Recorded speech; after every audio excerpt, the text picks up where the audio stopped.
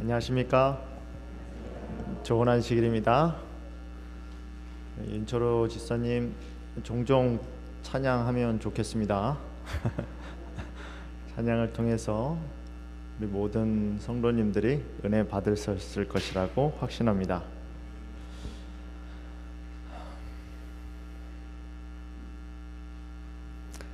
어떻게 한 주일 잘 지내셨습니까? 우리 보통 영어로 서로 인사할 때 그렇게 묻죠? How are you? 네, How are you가 진짜 How are you가 아니죠. 그냥 지나가는 인사입니다.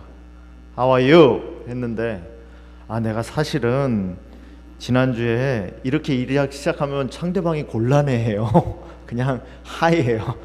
How are you? 네, 오늘 여러분들께 제가 인사드리는 거는 정말 How are you입니다. How are you? 어떻게 사십니까?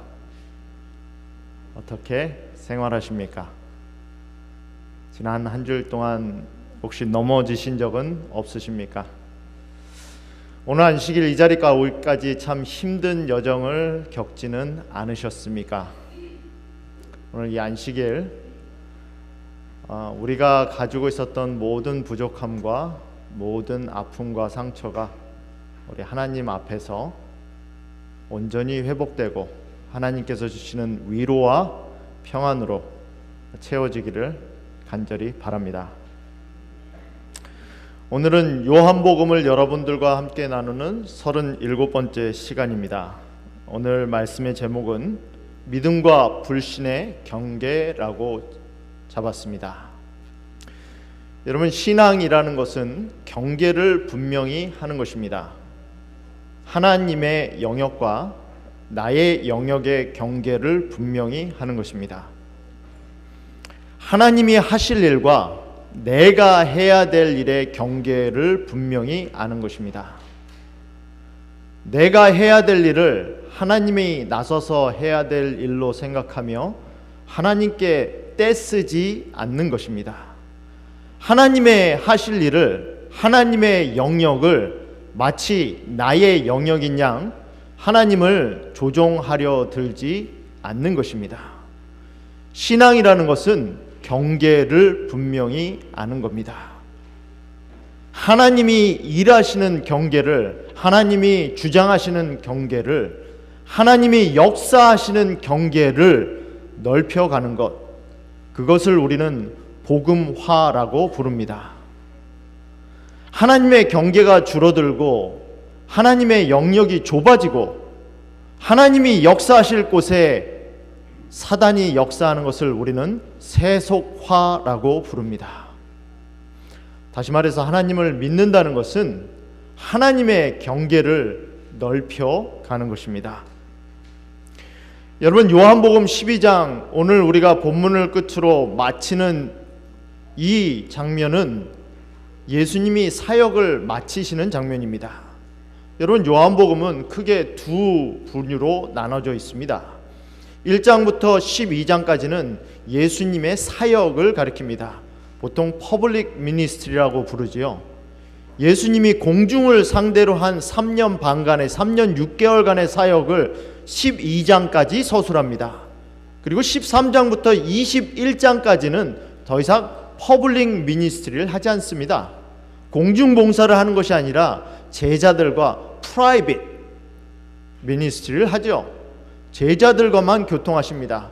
그리고 십자가에 돌아오시고 부활하시는 장면까지를 그리는 것이 오늘 본문으로 마치는 12장 후에 벌어지는 일입니다. 다시 말해서 오늘 우리가 살펴보는 성경 본문은 예수님이 3년 반 동안 예수 그리스도이란 신이란 존재가 이 땅에 와서 이루신 결과를 보는 장면입니다. 오늘 본문은 이렇게 말합니다. 예수님이 그의 삶의 마지막을 온 무리가 종려 나무 가지를 가지고 외치면서 호산나 찬송하리로다 주의 이름으로 나오시는 이 곧 이스라엘의 왕이시여 라는 말로 예수님이 이스라엘의 왕으로서 예루살렘에 입성하는 장면으로 12장이 시작됩니다. 근데 오늘 우리가 함께 보는 본문은 이렇게 시작합니다. 예수께서 이 말씀을 하시고 그들을 떠나가서 숨으시니라. 예수님도 떠납니까? 예수님이 숨으시기도 하십니까? 예, 예수님도 떠날 때가 있습니다. 예수님도 숨으실 때가 있습니다. 예수님이 내 삶에서 잘 보이지 않습니까? 예수님이 내 삶에 존재하지 않으신 것처럼 느껴지실 때는 없습니까? 예수님이 나만 피해서 숨어 계신 것처럼 종종 생각되지는 않으십니까? 오늘 본문은 예수께서 이 말씀을 하시고 그들을 떠나서 숨으신다라는 말씀으로 시작합니다. 그러면서 본문은 그들을 떠나시는 이유에 대해서 이렇게 설명합니다. 이렇게 많은 표적을 그들 앞에서 행하셨으나 요한복음 1장부터 12장까지에 나오는 그 많은 표적을 그들 앞에 행하셨으나 물이 포도즙으로 변하는 그 기적을 시작으로 나사로를 죽음에서 살리신 표적까지 그들 앞에서 행하셨으나 그를 믿지 아니하니, 그래서 예수님은 그들을 떠나셨다라고 말합니다. 여러분, 혹시 예수님이 내 삶에 잘 보이지 않는다면 예수님이 내게 표적을 보이지 않았기 때문이 아니라, 예수님이 내 삶에 기적을 베푸시지 않으셨기 때문이 아니라, 예수님이 존재하신다는 것을 우리에게 알려주시지 않으셨기 때문이 아니라, 그 모든 것이 벌어졌음에도 불구하고 혹시 우리가 믿지 않았기 때문은 아닐까요? 오늘 본문은 예수님이, 그리스도가, 하나님의 아들이, 하나님이라는 존재가 이 땅에 와서 33년 반 동안 그들 앞에서 내가 하나님이라는 표적을 보였음에도 불구하고 그들이 믿지 않았기 때문에 그들에게서 떠났다라는 말씀으로 시작합니다. 근데 참 아이러니한 것은 그것이 이미 예언되어 있었던 말입니다. 이사야 53장 1절에 보면 주여 우리에게서 들은 바를 누가 믿었으며 주의 팔이 누구에게서 나타났나이까.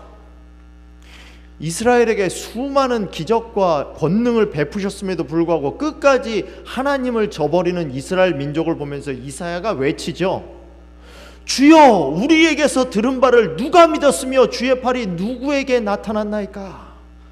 이렇게 하나님의 백성을 구원하시려고 애쓰셨음에도 불구하고 이 백성이 믿지 않는 이유가 무엇입니까? 라고 이사야는 예언합니다. 근데 그 말씀을 요한은 꼭 집어서 그 이사야 53장 1절에 있는 말씀이 지금 이 땅에서 예수 그리스도의 초림 가운데서 펼쳐지고 있다라고 말을 합니다. 그 이사야서 53장을 계속해서 읽어보면 5절에 이렇게 말합니다. 그가 찔림은 우리의 허물을 인하며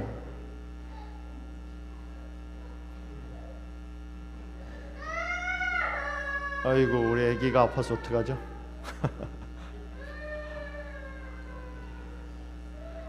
그가 찔림은 우리의 허물을 인하며 그가 상함은 우리의 죄악을 인함이라. 그가 징계를 받음으로 우리가 평화를 누리고 그가 채찍에 맞음으로 우리가 나음을 입었도다.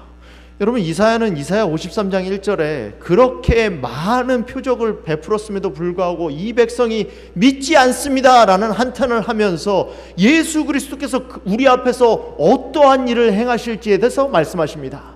그가 찔림은 우리의 허물을 인하며 그가 상함은 우리의 죄악을 인함이라. 그가 징계를 받음으로 우리가 평화를 누리고 그가 채찍에 맞음으로 우리가 나음을 입었도다.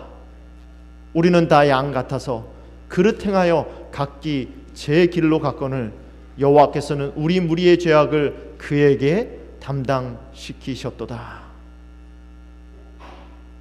이런 담당함과 징계함 받음이 있었음에도 불구하고 우리의 죄악을 그분이 담당하셨음에도 불구하고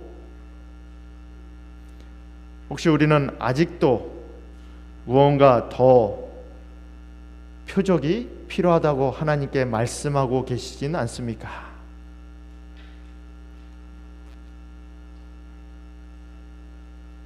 여호와께서 이르시되 가서 이 백성에게 이르기를 너희가 듣기는 들어도 깨닫지 못할 것이요 보기는 보아도 알지 못하리라. 본다고 다 아는 게 아닙니다. 듣는다고 다 깨닫는 건 아니에요. 똑같은 것을 보아도 아는 사람이 있고 똑같은 것을 들어도 깨닫지 못하는 자가 있습니다. 내가 보지 못했기 때문에 깨닫지 못한 것이 아닙니다. 듣지 못했기 때문에 깨닫지 못하는 것이 아니에요. 이사야는 계속해서 그 이유를 이렇게 말합니다. 이 백성이 마음을 둔하게 하며 그들의 귀가 막히고 그들의 눈이 감기게 하라. 염려하건대 그들이 눈으로 보고 귀로 듣고 마음으로 깨닫고 다시 돌아와 고침을 받을까 하노라 하시기로. 여러분, 설교는 저는 그렇게 생각합니다. 여러분이 듣지 못했던 새로운 정보를 드리는 게 아닙니다. 요한복음을 한두 번 읽으셨습니까? 요한복음 설교를 한두 번 들으셨어요? 새로운 정보를 전달해 드리는 게 아니에요. 들었던 정보, 아는 정보, 근데 예전에는 깨닫지 못했던 거를 깨달아지는 겁니다. 아하, 그 의미구나. 아, 그래서 그렇게 하셨구나. 어렸을 때는 아버지가 왜 그렇게 나한테 말씀하시고 행동하셨는지 이해되지 않던 것들이 내가 자녀를 낳아보고 키워보니까, 아, 그래서 어머니가 나에게 그렇게 하셨구나. 그때도 알았고 지금도 알았죠. 어머님이 나에게 그 말씀을 하신 걸 그때도 알았고 지금도 알았습니다. 근데 지금 돼서야 뭐 하는 거예요? 깨닫는 거예요. 아, 그래서 그랬구나.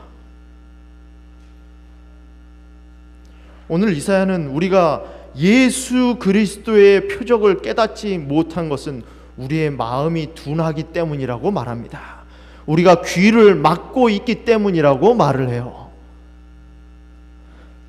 제가 잘 아는 한 목회 선배님이 계세요. 근데 그 선배님을 만나서 이야기를 나눠보면 그 선배님은 저한테 그런 얘기를 합니다. 자기 눈에는 돈 벌 일이 세게 보인대요. 저도 좀 봤으면 좋겠어요. 저는 안 보이거든요. 근데 그 선배님은 돈 벌 수 있는 일이 그냥 여기저기 많대요. 보이는 거예요. 아니까. 여러분, 자기가 관심 있는 걸 깨닫습니다. 자기가 바라는 걸 깨달아요. 자기 마음 가운데 있는 걸 말합니다. 자기가 집중하는 걸 생각해요. 마음이 둔화해졌다는 것은 내 관심이 거기 있지 않다는 거예요. 내가 보려고 하는 의지가 없다라는 겁니다. 우리 마음이 둔화해졌다는 것은, 하나님의 것을 깨닫지 못했다는 것은 둔화해졌다라는 것을 의미하고, 둔화해졌다라는 것은 나의 마음이 이미 다른 데 가 있다라는 것을 말하는 거예요. 예수님의 말씀이 들어갈 자리가 없다라는 거죠. 예수님은 성공한 사역자였어요? 예수님 성공했습니까? 33년 반을 이 땅에서 수고하셨는데 몇 명이나 예수님을 믿어요? 1000명, 2000명 예수님을 따릅니까? 예수님은 성공한 사역자인가요?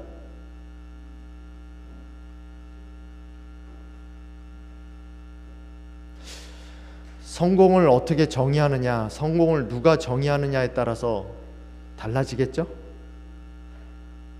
오늘 본문 말씀을 보면 그렇게 성공하신 분 같지가 않아요. 그렇게 수많은 표적을 보였음에도 불구하고 믿는 사람이 그렇게 많지 않습니다. 13장에 넘어가면 제자들조차도 12명이라고 자기가 선택해서 뽑아놓은 교육시킨 제자들조차도 한 명은 자기를 배신하고 남아있는 11명조차도 그 가운데서 누가 서로 높은가 죽기 하루 전인데도 아직도 싸우고 있는 모습을 보게 됩니다. 성공하셨어요? 어떻게 여러분 신앙은 성공했습니까? 예수님 믿기 잘했어요? 내 삶을 이렇게 산 결과가 성공했다라고 보여집니까? 내가 만들어 놓은 선택을 통하여 지금까지 걸어온 삶들이, 현재까지 내가 이 자리가 있기까지 내려진 수많은 결정에 따라서 만들어진 내 자신의 모습이 성공했습니까?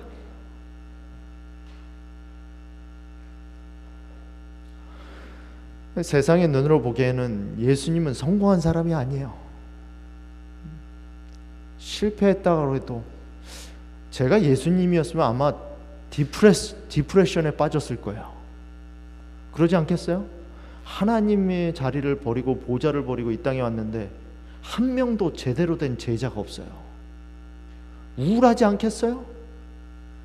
내가 이러려고 이 땅에 왔나? 내가 이러려고 하나님 믿고 하나님 일을 했나? 우울하지 않겠어요? 근데 예수님은 우울하지 않아요. 예수님은 자기의 삶을, 십자가로 나가는 자기의 삶을 스스로 판단하지 않습니다. 여러분은 여러분의 삶을 스스로 판단하지 마세요. 여러분이 지금 그 자리에 있기까지 하나님이 어떤 공을 들여서 만들어 놓으신지 아십니까? 여러분이 지금 이 자리에 앉기까지 내 눈에 보이는 거 가지고 판단하지 마세요.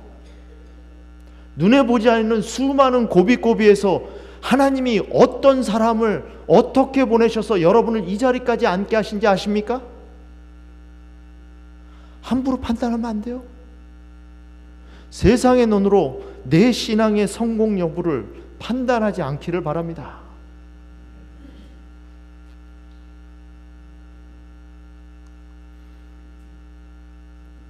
결과가 이겁니다. 그러나 관리 중에서도 그를 믿는 자가 많되 바리새인들 때문에 드러나게 말하지 못하니 이는 출교를 당할까 두려워함이라.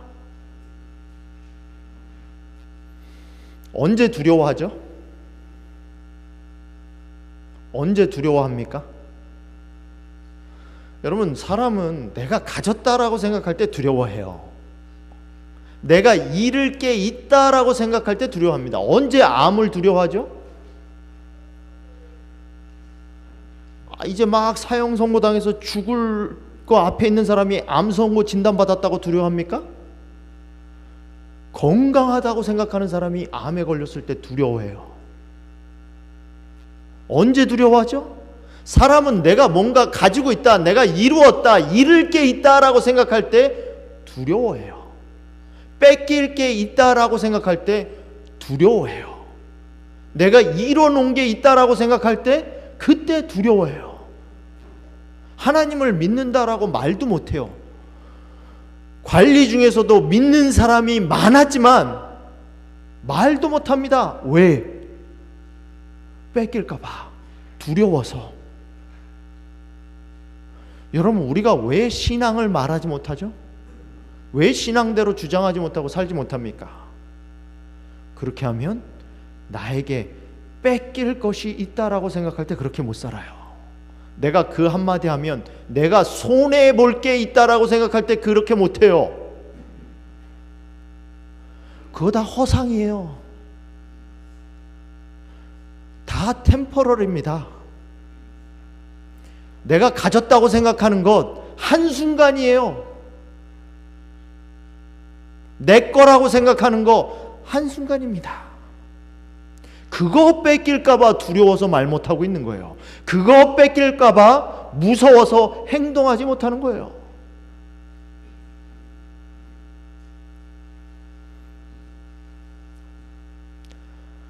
사람이 마음으로 믿어 의에 이르고 입으로 시인하여 구원에 이르느니라. 다시 한번 읽습니다. 사람이 마음으로 믿어 의에 이르고 입으로 시인하여 구원에 이르느니라. 담론이라는 책에서 제가 이런 글을 읽은 적이 있습니다. 우리가 일생 동안 하는 여행 중에서 가장 먼 여행은 머리에서 가슴까지의 여행이라고 합니다. 머리로는 아는데 가슴으로 느끼지 못하는 거예요. 머리로는 아는데 가슴으로 동의가 되지 않는 겁니다. 머리로 아는데 마음으로 믿어지지 않는 거예요. 근데 이 담론이라는 책에서는 여행이 가슴에서 멈춘다고 하지 않습니다. 그 가슴에서 어디까지 가는 거예요? 발까지 가는 겁니다. 마음에서 그치는 것이 아니라 내가 딛고 사는 땅, 내 삶의 현장까지 머리에서 가슴으로, 가슴에서 발까지 가는 여행이 우리가 삶에서 가는 여행 가운데 가장 먼 여행이라고 합니다. 로마서 10장 10절에서는 똑같은 말씀을 우리에게 반복해요. 자꾸 어디에 이른다고 말을 해요. 어디에 이른다고요? 마음으로 믿어 의에 이르고 입으로 신하여 구원에 이른다라고 말을 해요. 다다른다라고 표현합니다. 마음에서부터 어디까지요? 의까지 가는 거리가 있다라는 거예요. 마음에서 의까지 가야 되는데 그 가는 길이 어디까지 가야 된다는 겁니까? 믿음을 통해서 된다는 거예요. 내 마음이 의까지 가야 되는데 그 의까지 가기 위해서는 뭐가 있어야 된다는 거예요? 믿어야 된다는 거예요. 근데 구원은 거기서 그치지 않아요. 구원은 어디에서 완성되느냐? 마음에서 의가 이루어지는 것, 마음에서 의로 이루어지는 것이 됨과 동시에 입에서 시인하여서 구원까지 이루어야 된다는 거예요. 그게 머리부터 발끝까지라는 겁니다. 마음에서 믿어 구원에 이르고 입에서 시원해, 마음에서 믿어 의에 이르고 입에서 시인해서 구원에 이른다는 겁니다. 뭘 시인해요? 뭘 시인합니까? 예수를 주로 시인하는 거예요. 예수님이 내 주인이라는 걸 시인하는 거예요. 그게 언제 가능합니까? 마음에서 믿어 의를 이룰 때 가능해요. 뭘 믿어요? 하나님께서 그를 죽은 자 가운데서 살리는 것을 내 마음에 믿는 거예요. 이해가십니까? 내가 마음 가운데 하나님께서 예수 그리스도를 죽음에서 살리셨다는 것을 믿으면 의에 이루어요. 그렇게 의가 이루어졌을 때 내 입으로 시인하면 뭘 시인해요? 내 삶의 주인은 누구시라는 거? 예수님이라는 거. 예수를 주로 시인하면 그때 구원에 이르는 거예요. 그 시인이 어디서 이루어집니까? 내 삶에서 이루어져요. 내 삶에서 일이 벌어질 때마다 뭐라고 시인해야 돼요? 예수님이 나의 주인입니다라고 시인해야 돼요. 돈을 쓸 때마다 뭘 시인해야 돼요? 예수님이 나의 주인입니다라는 것이 내 습관, 돈을 사용하는 습관에서 나와야 돼요. 내 자녀에게 교육할 때마다 뭐가 나와야 돼요? 예수님이 나의 주인이라는 게 내 자녀를 교육할 때마다 나와야 돼요. 내가 비즈니스 할 때마다 뭐가 나와야 돼요? 예수님이 내 삶의 주인이라는 게 내가 비즈니스 할 때마다 거기서 나와야 돼요. 그래서 구원에 이르는 거예요. 어디서 시작합니까? 마음에서 시작해요. 마음에서 예수 그리스도를 죽은 자 가운데서 살리신 것이 하나님이란 것을 믿어지면, 그 의가 이루어지면 시인할 수 있는 준비가 되는 거예요. 왜? 예수님 죽으신 것을 하나님이 살리셨는데 내가 죽어도 못 살리겠냐? 이 정도 배짱은 있어야 예수님을 주인으로 시인할 수 있다라는 거예요. 그 정도 배짱이 있어야 예수님을 주인으로 시인할 수 있다라는 겁니다. 창세기 12장에 보면 자기 안전을 염려해서 부인에게 못쓸 짓을 시키는 아브라함의 이야기가 나옵니다. 하나님이 가라고 하는 땅 가나안까지 가긴 갔는데 가뭄이 들었어요. 그 가뭄을 피해서 애굽으로 갑니다. 애굽으로 내려가면서 자기 부인한테 말하죠. 원하건대 그대는 나의 누이라 하라. 그러면 내가 그대로 말미암아 안전하고 내 목숨이 그대로 말미암아 보존되리라. 아브라함의 안전을 책임지는 사람이 누구예요? 아브라함이 지금 누구로 말미암아 안전하게 된다고 말합니까? 아내로 말미암아 안전하게 된다고 해요. 우리는 자꾸 옆 사람에게 그 사람이 해야 될 일을 알려줘요. 할 말을 입에 넣어줘요. 당신이 이렇게 말해야 내가 안전해. 당신이 이렇게 행동해야 내가 안전해 라고 말합니다. 그렇지 않아요. 그 사람이 무슨 말을 하건 그 사람이 어떤 행동을 하건 그것이 여러분의 안전을 보장하지 못해요. 절대 그렇게 되지 않아요. 아브라함이 그렇게 실수합니다. 아브라함의 안전을 여태까지 자기 아내가 보존했습니까? 하나님을 믿지 않아요. 하나님이 거기 계시지 않죠? 그러니까 무슨 일이 벌어지죠? 자기 아내를 다른 남자가 데려가는데 아무 말도 하지 못해요. 나의 안전을 하나님께 맡기지 않은 사람의 결과예요. 하나님이 주장하시지 못하게 하고 내가 주장하면 내 것도 내 것이 아니에요. 자기 아내인데 남이 데려가는데 아무 말도 못합니다. 아름다우니까 자기가 누이라고 했으니까 바로가 데려가다 아무 말 못하잖아요. 거기까지 생각을 못한 거죠. 여러분, 내 계획이 완벽하지 않아요. 왜 완벽하지 않은지 아십니까? 우리는 다 몰라요. 내가 아는 선에서 완벽한 거예요. 내가 아는 선에서 완벽한 거예요. 우리 예은이가 초콜릿을 먹기 위해서, 아빠 초콜릿을 먹기 위해서 완벽하게 저를 속입니다. 자기가 아는 선에서 완벽한 거예요. 제가 속아요? 자기가 아는 선에서 완벽한 거라고요. 우리는 내가 아는 선에서 완벽하게 짜놓고 이렇게 되면 안전할 거라고 생각하죠. 절대 안전하잖아요. 왜? 바로가 데려갈 건 몰랐거든요. 누이라고만 하면 안전할 줄 알았거든요. 사람에게 내 안전을 맡기면 내 것도 뺏겨요. 그리고 그 바로도 뭘 하게 되죠? 결국 그 사실을 나만 알 거라고, 나하고 내 아내만 알 거라고 생각했던 그 사실을 바로도 알게 되죠. 하나님의 사람이 하나님을 제대로 주장하지 않으면 그 결과로 주변에 있는 사람도 재앙을 당해요. 여호와께서 아브라함의 아내 사레의 일로 바로와 그 집에서 그 집에 큰 재앙을 내리신지라. 바로는 무슨 죄죠? 사레를 데려오면서 선물까지 줬어요. 대가까지 지불했다고요. 바로는 무슨 죄예요? 한 가지 죄죠. 하나님을 하나님이라고 주장하지 못하는 아브라함을 만난 죄.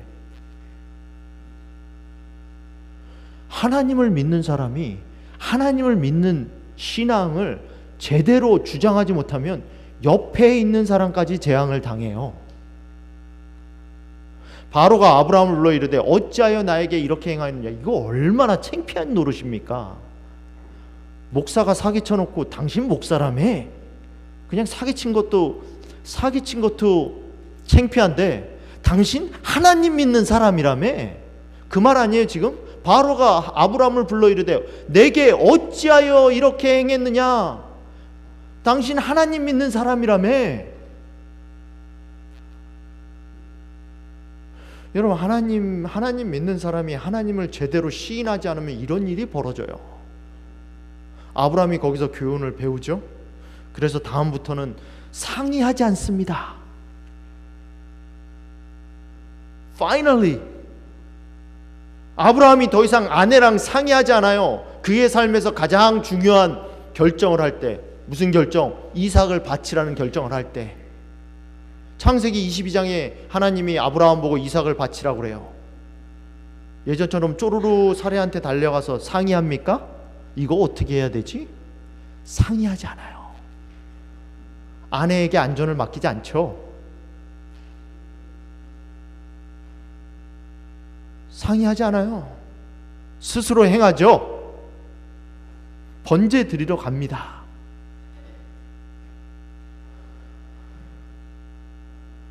경계를 명확히 하죠. 아내가 끼어들 수 있는 한계를 지어놓습니다. 아내한테 말하면 아브라함이 아내 핑계대고 이삭을 바치지 않을 수 있는 경우의 수도 생겨요. 아내한테 말하면 아내가 죽기 살기로 덤벼들 거 아닙니까? 그러면 아내 핑계댈 수 있잖아요. 아브라함이 하나님 저는 바치려고 하는데 아내가 이삭 바치면 목숨 끊겠다고 합니다. 힘들겠는데요. 어떻게 하면 좋죠? 자기가 다 만들어 놓고, 그러니까 아예 경계를 딱 지어놓죠. 하나님의 말씀하신 것을 방해할 수 있는 영역에 경계를 줬습니다. 그냥 일러주신 대로 가요. 사라한테 말하지 않아요. 그냥 갑니다.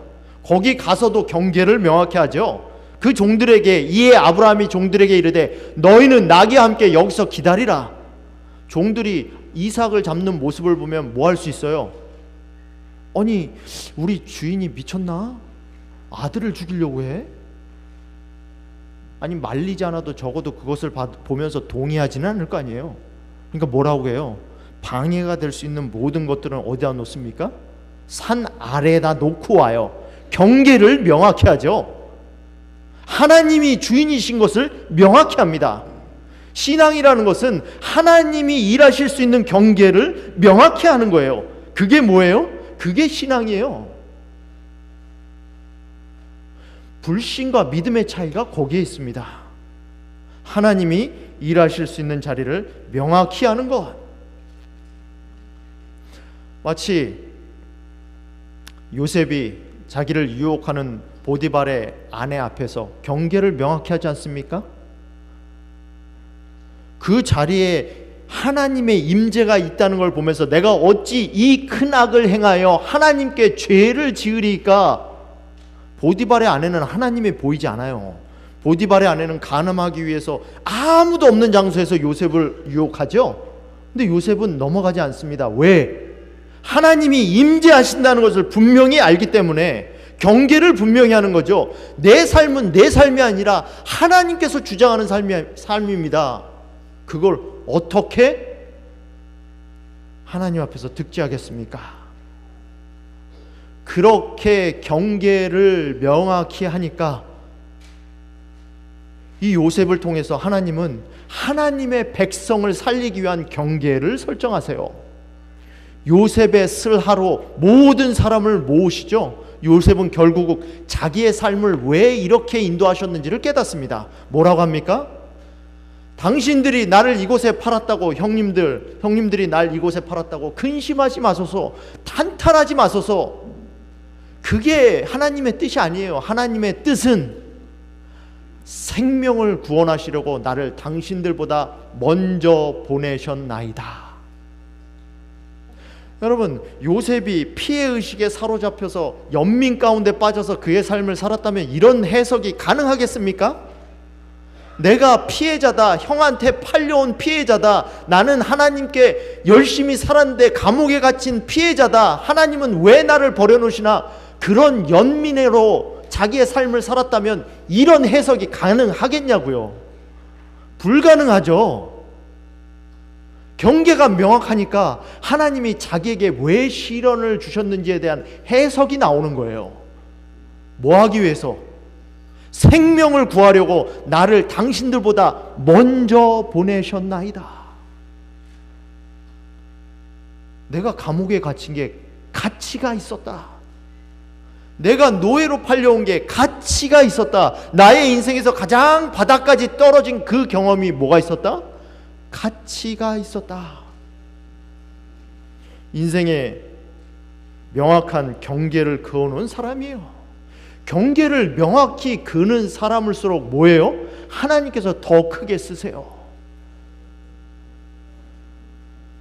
여러분, 다니엘이 조서가 내린지 모르고 기도했습니까? 다른 신을 경배하면 사자굴에 던져진다는 걸 몰랐어요?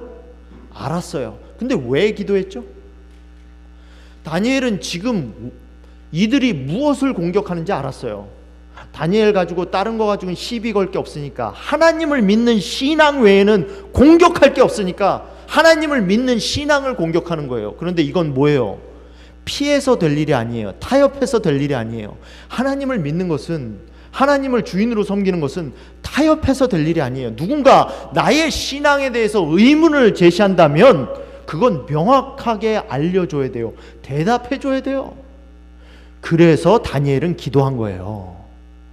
공개적으로 기도한 거예요. 그래서 지금 피해가도 다음번에 또 의문을 제기할 거니까, 여러분 마지막 때에 하나님을 믿는 백성들이 계시록에 보면 왜 공격을 당하는지 아십니까? 무엇을 가지고 시험을 하는지 아세요? 그들이 준법 정신이 강해서, 시민의식이 강해서, 나라에 충성하고 세금 잘 내서? 아니에요. 하나님을 믿는 신앙을 가지고 공격할 겁니다. 다니엘은 아주 경계가 명확했어요. 그래서 뭐 합니까? 절하지 않아요. 그래서 창문을 열어놓고 뭐 하죠? 기도합니다. 하나님을 믿는 신앙은 어떤 일이 있어도 공격할 수 없다. 어떤 일이 있어도 타협할 수 있는 것이 아니다. 그걸 선포한 거예요. 다니엘은 지금 메시지를 보내고 있는 겁니다. 나는 신앙을 타협하지 않는다. 목숨을 잃어도 나는 하나님을 불신하지 않는다. 다니엘은 창을 열고 기도할 때 메시지를 보낸 거예요. 내 경계는 명확하다. 언제든지 하나님을 위해서는 모든 걸 내려놓을 수 있다. 그럴 때 무슨 일이 벌어집니까? 다니엘이 설정한 경계가 넓어집니다. 이게 메데페르시아 왕이 쓴 조서예요. 내 나라 관할 아래 있는 사람들은 다, 여러분 다니엘이 한 일은 그냥 사자굴에 갇힌 일밖에 없어요. 근데 그렇게 경계를 설정해 놓으니까 뭐가 이루어집니까? 이제 경계가 그 왕을 통해서 더 넓어져요. 내 나라 관할 아래에 있는 사람들은 다 다니엘의 하나님 앞에서 떨며 두려워할지니 그는 살아계시는 하나님이시오. 여러분, 내가 땅끝까지 가서 전도 안 해도 돼요. 나는 나의 삶에 있어서 내가 말할 수 있는, 내가 행동할 수 있는, 내가 영향력을 미칠 수 있는 영역 안에서 하나님이 내 하나님이라는 주장만 하면 돼요. 그러면 하나님이 나머지 영역은 넓히세요. 다니엘이 한 일이 그거예요. 다니엘이 조서 내렸습니까? 다니엘은 조서 내리지 않았어요. 그는 구원도 하시며 건져내기도 하시며 하늘에서든지 땅에서든지 이적과 기사를 행하시는 이로써 다니엘을 구원하여 사자의 입에서 벗어나게 하셨습니다. 본인이 간증하지도 않아요. 누가 간증합니까? 왕이 간증해요.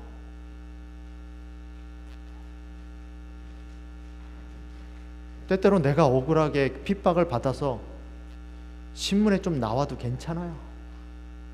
회사에서 공개적으로 망신을 당해도 괜찮아요. 그것도 뭐예요? 메시지예요.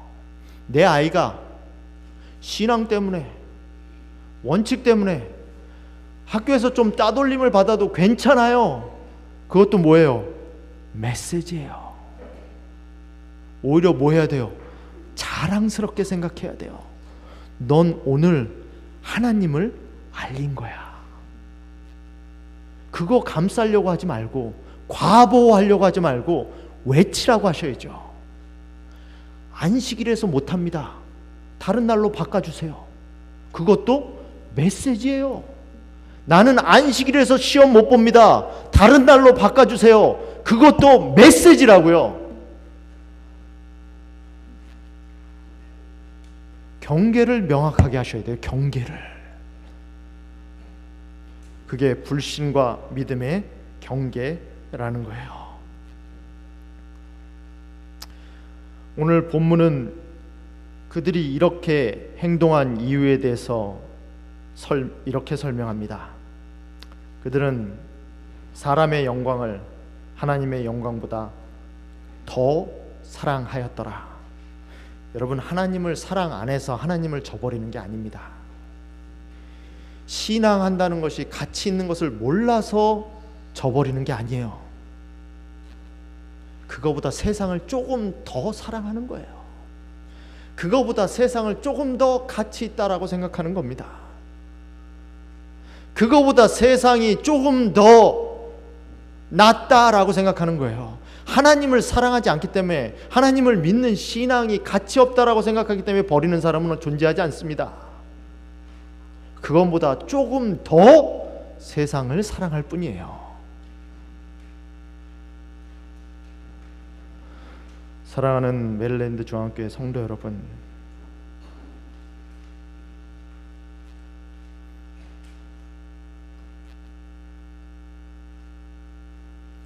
우리 하나님을 조금 더 사랑합시다. 그것이 우리가 믿음으로 우리 삶 가운데서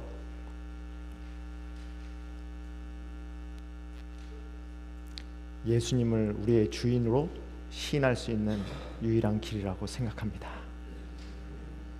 우리가 예수님을 조금 더 사랑할 때 예수님이 우리 삶의 주인이시라고 시인할 수 있을 거라 믿습니다. 그렇게 시인할 수 있는 저와 여러분이 되길 간절히 바라면서 오늘 말씀을 마치겠습니다.